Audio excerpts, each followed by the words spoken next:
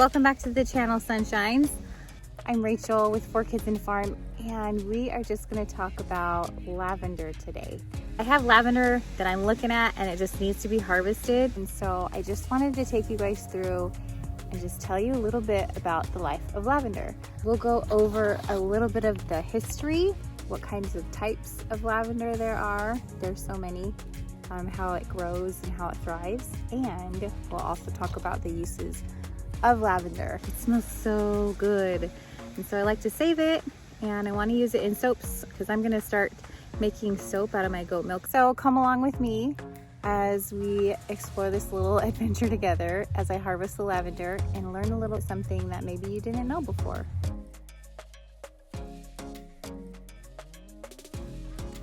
So lavender is believed to be from the Mediterranean, the Middle East, and India. And so it came to us from that area. So it really loves the scorching hot sun. It just loves the heat. And so here in California, it grows really well because today it is 106. So that lavender actually really enjoys the sunshine. It derives from the Latin word lavare, which means to bathe or to wash. The Greeks and the Romans, they used lavender a lot to scent their herbal baths. They used it in their bedding. They used it in their clothing and their hair. They used it as a scent for perfume. They also used it as an antimicrobial agent. And we know today that that is an antimicrobial agent. And in the Middle Ages, it was used or known as the herb of love. So some of the women back in those days, they would wear necklaces of lavender. So if you were wearing lavender, that was one of the things to encourage suitors. And if they had sick rooms, they would go, because it was an antimicrobial agent, they would strew them all over the sick floors in the castles. And so I thought that was super interesting. They would use it as a disinfectant for that. In World War II, it was specifically used to help to heal wounds. They used to use it as an insecticide for linens to protect the linen from moths. I thought this was kind of funny. So thieves would go and they would go rob the graves, and then afterwards they would wash their hands in lavender, and then they wouldn't get the plague after robbing the graves. Who does that? Gypsies also used to sell lavender in batches and little bundles. It was something that was to supposedly bring good fortune. Also, giving and receiving lavender is known to symbolize love and appreciation. And back in the medieval times, they used to use lavender to ward off evil spirits. And so we actually know those things to be disease nowadays. And so in order for them to avoid sickness and plagues and things like that, it was to protect against the evil spirits that were causing disease. So I thought that was really interesting. Those are some fun facts about the history of lavender. So is there anyone that you thought was interesting more than the other? I did not know about the grave diggers and how they would do that. So very interesting.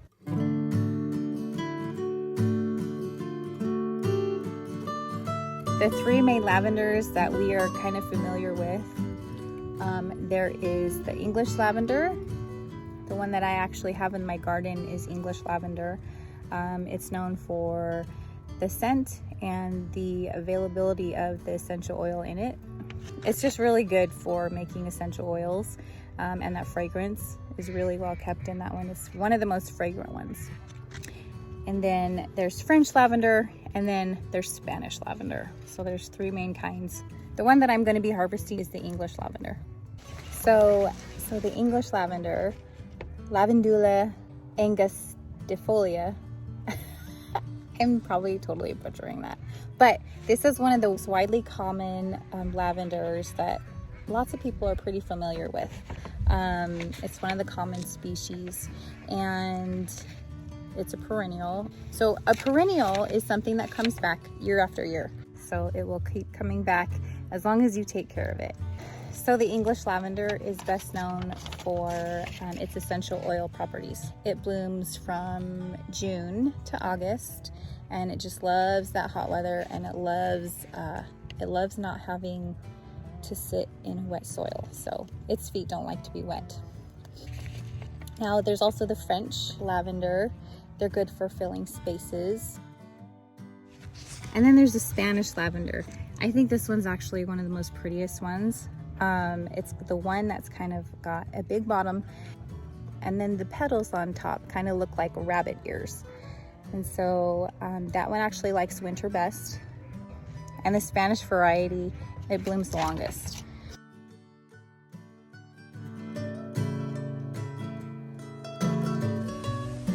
So you see how the little blooms are starting to pop up. I usually only harvest it when it looks like this. It just keeps longer. This is what my kids love to do. They come and they run their hands on it and then they smell their hands. It smells like lavender. It's so good. Anyway, we let this go a little bit too long for harvesting, but I am still gonna do it. Look at all this lavender. Look at all these little guys. Just loving it.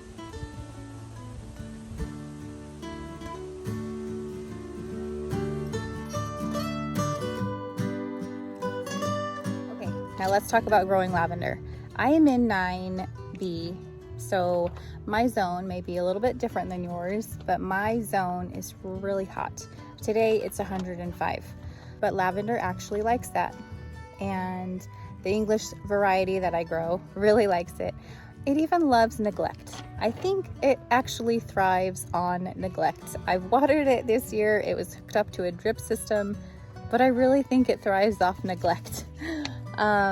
The only thing I do actually is to prune it. So I'll trim off all of the spikes of the flowers, those long spikes that have the flowers on them.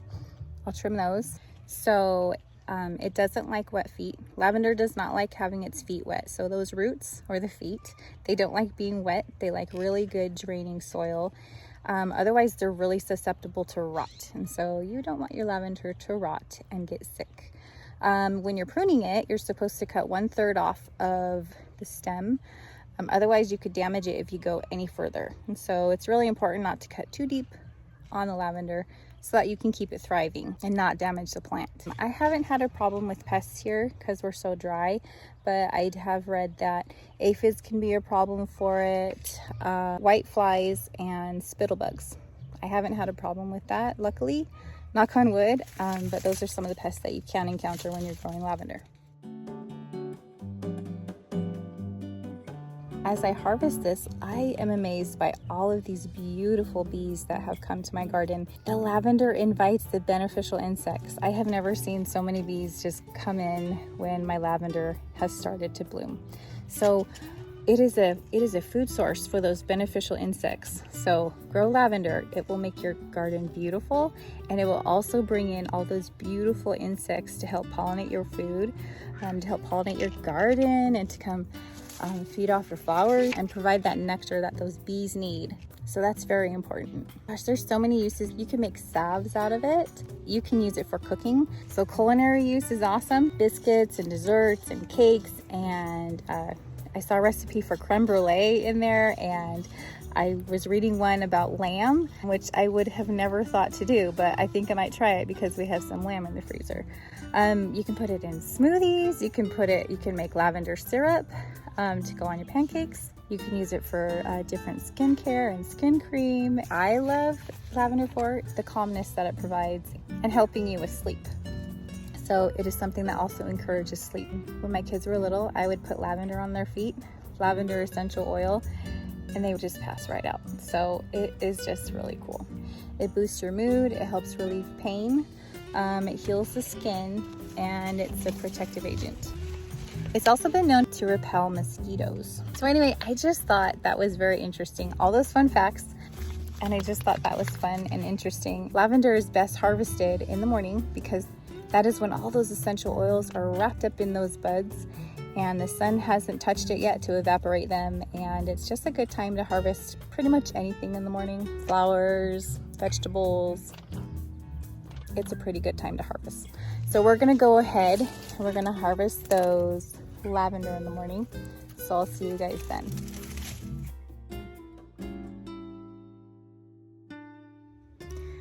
All right, you guys, it's a new day and we are gonna go ahead to the garden because it's in the morning.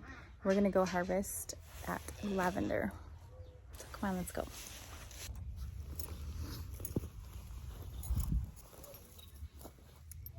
I got my trusty scissors, and honestly, I'm just grabbing by the bottom and I'm just cutting.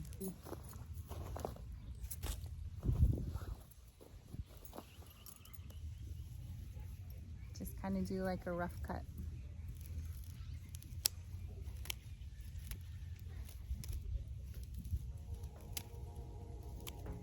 We'll go in later and just trim it up.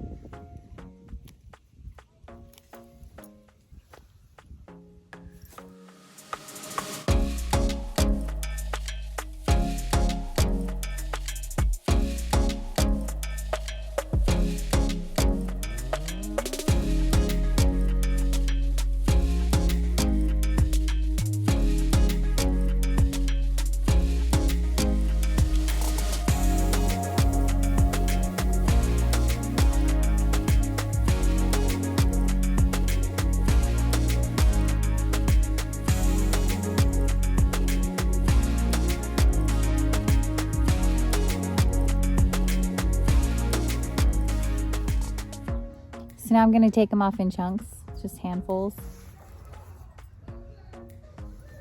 like that size. Because lavender dries, when it dries, I noticed this last year when I dried it, I tied it with a string because they dehydrate, and because they dry, it shrinks.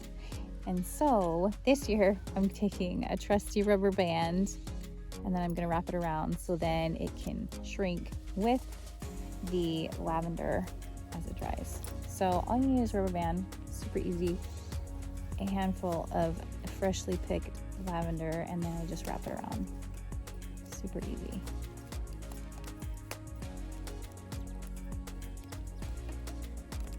And then when it starts to dry and when that starts to shrink,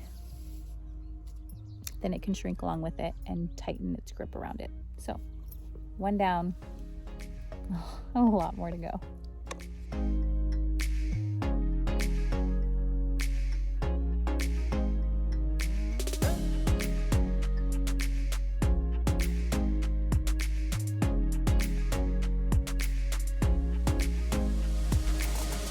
And then you just hang them up to dry like this, and then you can harvest all the little buds once they're dry. There's something to be said about finding peace in the garden and just having some space there. I have little seats around the garden, and I think it should be a place where you love to come and you love to just sit, and you can ponder and pray and meditate. And so this is kind of a good space for that. I feel like the older I get, the more hippie I get. Is that even a word? Anyway, I just think it's cool. You need to create a space in your garden so it's like a sanctuary. So here we are, just wrapping up the lavender and enjoying the peace of the garden. So you guys, any of you grow lavender out there? What do you like to use it for? What's your favorite use for it? Leave it in the comments below. I want to know, okay? Do you bake with it? Do you use it for herbalism? Do you put it in your soaps?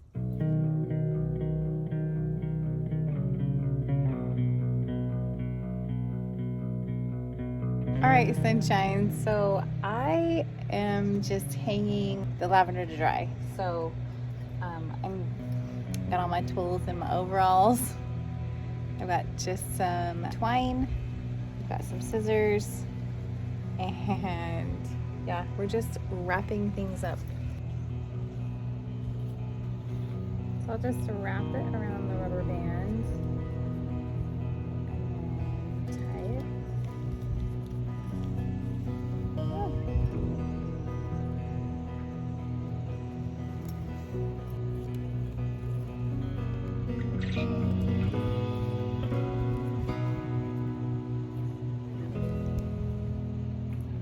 Too simple. Just tie it onto the rubber band, do a couple knots, and let it hang.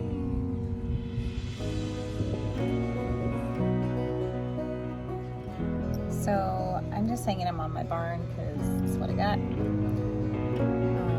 Now I'm just tying them to the rubber band so that rubber band can squeeze the lavender as it dries, because it's going to shrink. And then I just tie it up with a nail. Super easy. Super simple.